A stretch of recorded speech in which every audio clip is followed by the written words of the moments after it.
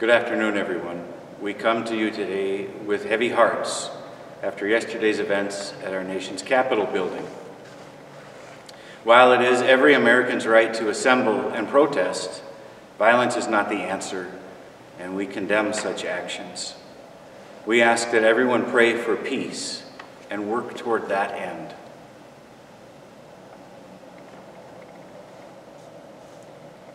Our country is now too well accustomed to inflammatory language and rhetoric as a way of civil discourse.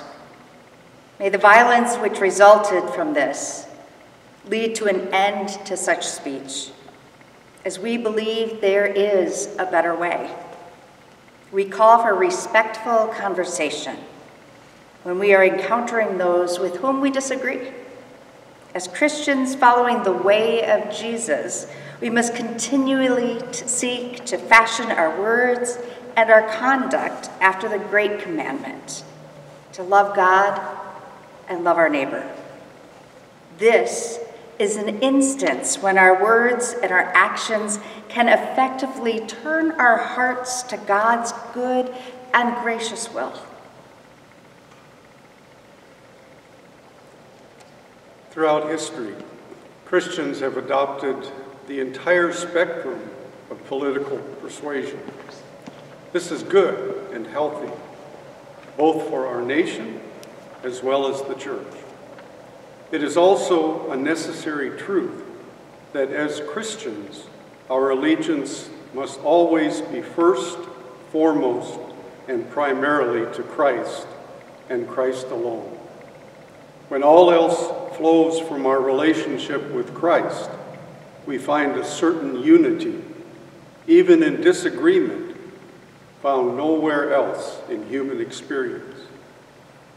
For this we have great hope, both as a nation and as a church. Agreement in all things is not necessary.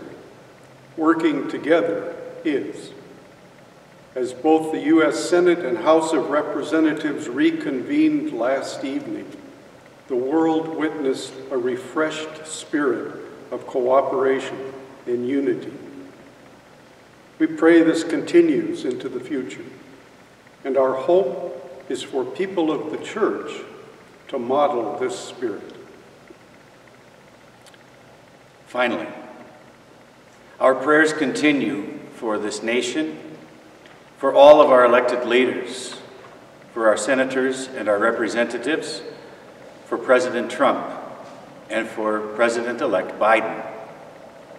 We pray for their continued safety, that they may seek and follow divine wisdom, and that they will faithfully serve, following the sacred oaths that they have taken.